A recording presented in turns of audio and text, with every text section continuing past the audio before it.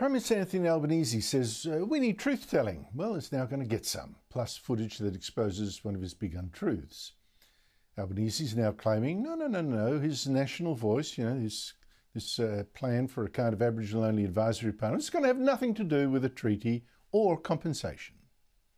No, Ben, I can't say it any clearer. Okay. Compensation it has nothing to do with what people will vote on in the last quarter of this year. No. Now, in fact, we know that's not true, and not just because Albanese himself says so on his T-shirt and has said out loud that this national voice is, in fact, part of a package deal that does include a treaty. In fact, you can now hear exactly that from Victoria's version of the voice. It's called the First People's Assembly.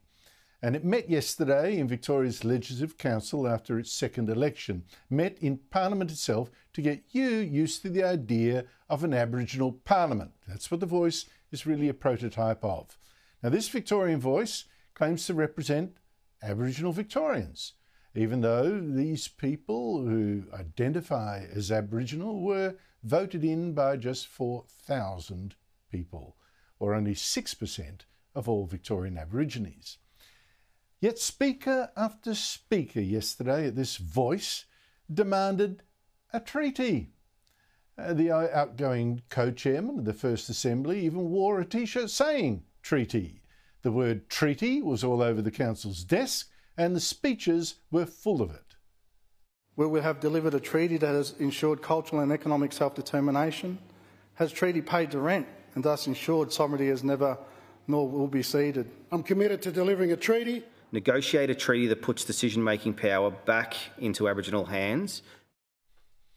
That's Victoria's voice telling you, yes, it is about treaties and compensations and paying the rent. And to top it all off, Victorian Premier Daniel Andrews today said much the same thing. And remember, he is from the same left-wing Labor faction that Anthony Albanese comes from.